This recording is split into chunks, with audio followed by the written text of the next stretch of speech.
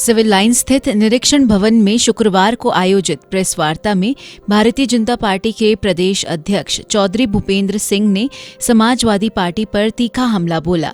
उन्होंने सपा के जाट, मुस्लिम, चौपाल अभियान को समाज को बांटने की राजनीति बताते हुए कहा कि जनता अब ऐसे प्रयासों को नकार चुकी है। भूपेंद्र चौधरी ने कहा कि भाजपा सबका साथ, सबका विकास, सबका विश्वास और सबका प्रयास के मंत्र पर चलकर बिना किसी भेदभाव के सभी वर्गों के उत्थान के लिए काम कर रही है। प्रधानमंत्री नरेंद्र मोदी और मुख्यमंत्री योगी आदित्यनाथ के नेतृत्व में विकास और सुशासन की नई पहचान बनी है। उन्होंने कहा कि भाजपा का उद्देश्य समाज को जोड़ना है, तोड़ना नहीं। सपा पर निशाना साधते हुए चौधरी ने कहा कि बार बार जाति और धर्म के नाम पर राजनीति करने की कोशिश की जा रही है, लेकिन आज का युवा वर्ग जातिवाद नहीं बल्कि विकास चाहता है। उन्होंने कहा कि भाजपा की राजनीति सेवा, समर्पण और सुशासन पर आधारित है। सपा नेता आजम खान के हालिया बयान पर प्रतिक्रिया देते हुए चौधरी ने कहा कि अब वे भी लालू राबड़ी राज के दौर में अटके हुए हैं, जबकि आज का बिहार विकास और स्थिरता का प्रतीक बन चुका है। उन्होंने कहा कि भाजपा का लक्ष्य हर नागरिक तक सरकार की योजनाओं को पहुंचाना और देश को मजबूत बनाना है। प्रदेश अध्यक्ष ने कहा कि जनता अब समझ चुकी है कि कौन समाज को जोड़ना चाहता है और कौन तोड़ना। आने वाले चुनावों में जनता समाजवादी पार्टी जैसे विभाजनकारी ताकतों को करारा जवाब देगी। भाजपा का हर कार्यकर्ता विकास और एकता की राजनीति को आगे बढ़ाने में जुटा है। 1 अक्टूबर को केंद्रीय मंत्रिमंडल ने निर्णय लिया था माननीय प्रधानमंत्री जी की अध्यक्षता में बैठक में कि वंदे मातरम गायन के 150 वर्ष पूरे होने के उपलक्ष्य में हम अभियान चलाएंगे, समारोह पूर्वक वंदे मातरम के गायन करेंगे। तो आज उत्तर प्रदेश में सभी देश में 150 स्थानों पर, उत्तर प्रदेश में 18 स्थानों पर वंदे मातरम का सामूहिक गान हम सब लोगों ने किया है। अगले चरण में सभी विधानसभाओं में, फिर सभी मंडलों में और फिर अंतिम चरण में सभी विद्यालयों में, महाविद्यालयों में कविताएं, प्रतियोगिताओं के माध्यम से, निबंध प्रतियोगिताओं के माध्यम से समाज में जन जन तक वंदे मातरम गायन पहुंचे। क्योंकि जिस प्रकार से वंदे मातरम का गायन हमारे लिए गीत नहीं है, हमारी परंपरा और हमारी आस्था से जुड़ा विषय है। और देश की आजादी के समय भी जो हमारे आंदोलनकारी थे, उन आंदोलनकारियों ने भी इसी गीत के साथ अपने आजादी के आंदोलन को चलाया। लेकिन बीच में कांग्रेस ने तुष्टीकरण की नीति के तहत कई बार इसे प्रतिबंधित करने का प्रयास किया।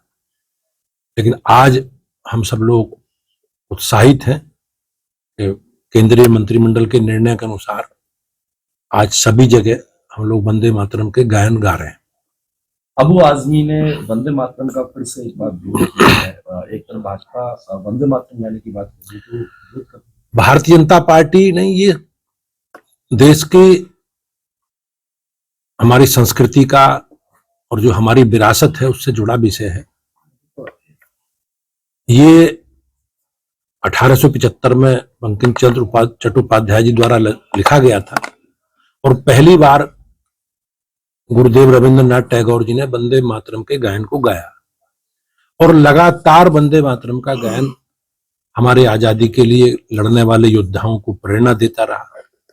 लेकिन पहली बार जिस प्रकार से कांग्रेस ने 1923 में कांग्रेस की कार्य समिति में इसे प्रतिबंधित किया गया, वो निश्चित रूप से एक समाज के एक विशेष वर्ग का कहीं ना कहीं तुष्टीकरण है और उसी आधार पर कांग्रेस इस विषय को आगे बढ़ाती रही है। ये देश की सांस्कृतिक सामाजिक पहचान से जुड़ा विषय है और हमारे लिए, सबके लिए गर्व की बात है। जी, पश्चिम बंगाल में SIR का विरोध कर रही है वहां की मुख्यमंत्री और एक लॉबी तैयार कर रही है, क्या कहेंगे? ये समाज में एक नकारात्मक एजेंडा फैलाने के लिए और संवैधानिक संस्थाओं के प्रति जो लोगों के मन में एक निगेटिव, नकारात्मक एजेंडा चलाने का विपक्षी दलों का एक षड्यंत्र है। SIR एक सामान्य प्रक्रिया है और 20 वर्ष बाद दोबारा फिर प्रारंभ हुई है। इसमें केवल अपात्र वोटों का नाम, अपात्र लोगों का नाम मतदाता सूची से हटाना और पात्र लोगों का नाम मतदाता सूची में जुड़वाना है। लेकिन समाज में एक विशेष वर्ग को टारगेट करके एक वोट बैंक के रूप में जो विपक्षी दल देखते हैं, उसमें उसे भ्रमित करना, गुमराह करना और एक निगेटिव एजेंडा चलाना इन लोगों का एजेंडा रहा है। आपने देखा अभी बिहार में एसआईआर हुई है। राहुल गांधी जी ने, तेजस्वी यादव जी ने जिस प्रकार से एक नकारात्मक एजेंडा चलाया, एक यात्रा निकाली, लेकिन बाद में जब मतदाता सूची का फाइनल ड्राफ्ट प्रकाशित हुआ तो इन लोगों को सांप सूंघ गया।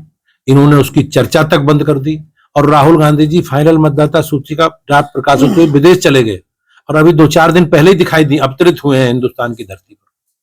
तो उनका काम केवल समाज में नकारात्मकता फैलाना है।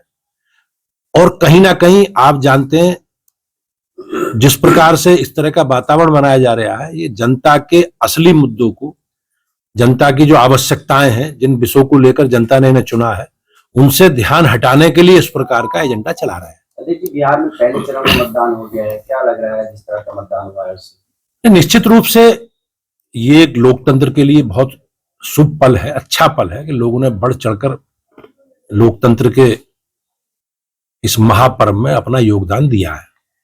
मुझे लगता है 64-65% लोगों ने मतदान किया है। और नीतीश कुमार जी के नेतृत्व में जो सरकार काम कर रही है पिछले 20 वर्षों में, निश्चित रूप से पूरा बिहार एनडीए के नीतीश जी के साथ खड़ा है। क्या बिहार के नतीजों का असर उत्तर प्रदेश पे देखा जाएगा 27 में? नहीं, ऐसा तो नहीं कह सकते, लेकिन निश्चित रूप से हमने जैसा कहा, भारतीय जनता पार्टी और एनडीए पूरी ताकत के साथ हमने जो काम किए हैं, हमारी पार्टी हमेशा अपने कामकाज का लेखा जोखा लेकर जनता के बीच में जाती है। हमने जो जो काम किए हैं पिछले 20 वर्षों में नीतीश जी के नेतृत्व में एनडीए ने, और 11 वर्षों में माननीय प्रधानमंत्री जी के नेतृत्व में बिहार में बड़ी संख्या में धनराशि स्थानीय डेवलपमेंट के लिए, विकास के लिए खर्च की गई है। और एक बदलता हुआ बिहार और एक विकसित बिहार सबके सामने। सपा जो है वो पश्चिम में जाट मुस्लिम चौपाल लगाने जा रही है भाजपा को डेंट करने के लिए, क्या कहेंगे? मैंने जैसे कहा ना, उनका एजेंडा समाज में जाति भाषा के नाम पर राजनीति करने का। वो कभी सामूहिक समाज की बात नहीं करते, सबकी बात नहीं करते। भारतीय जनता पार्टी का एजेंडा सबका साथ और सबका विकास और सबका विश्वास। हम किसी का तुष्टीकरण नहीं करते, सबको साथ लेकर चलते हैं। और माननीय प्रधानमंत्री जी का जो संकल्प है, सबका साथ सबका विकास, और भाजपा का भी जो मूल मंत्र है सामाजिक सद्भाव और सामाजिक समरसता, इसी आधार पर भाजपा आगे बढ़ रही है। हम समाज को 140 करोड़ लोग और 25 करोड़ लोगों के विकास के लिए, उनके उत्थान के लिए हमारी पार्टी माननीय प्रधानमंत्री जी और माननीय मुख्यमंत्री जी के नेतृत्व में हम बात करते हैं। और उसी आधार पर भारतीय जनता पार्टी बगैर किसी भेदभाव के हमारी सरकारें काम कर रही है। तो भाजपा को डेंट कर पाएगी सपा जो ये चौपाल कर रही है इसको लेकर? निश्चित रूप से सबको अपनी लोकतंत्र में बात कहने का अधिकार है। हम लोकतंत्र में हैं और लोकतंत्र में सब अपनी बात जनता के बीच में रख सकते हैं, लेकिन जनता इस समाज के विभाजनकारी नीतियों को एकदम अस्वीकार कर चुकी है। सपा नेता आजम खान है, बिहार को जंगल राज कह रहे हैं कि हथियारबंद लोग भी चुनाव प्रचार करने गए, मेरे पास तो खुद की सुरक्षा नहीं है। अब वो बेचारे चुनाव में गए नहीं, पहली बार निकले हैं घर से, वो बिहार बहुत समय से मुझे लगता है गए भी नहीं। और बिहार की सच्चाई के बारे में आजम खान को कोई जानकारी है नहीं। बिहार लालू राबड़ी के राज की बिहार की बात वो कर रहे होंगे, उसका अनुभव उन्हें रहा होगा। जो 1990 से और 2005 तक का शासन था, उसमें जंगल राज भी थी, जातीय नरसंहार भी थे, जातीय द्वंद्व भी थे, और निश्चित रूप से जिस प्रकार के अराजकता होती थी और सरकारें उन तत्वों के साथ खड़ी रहती थी। लेकिन आज नीतीश जी के नेतृत्व में सरकार बेहतर काम कर रही है और आज बदलता हुआ बिहार सबके सामने।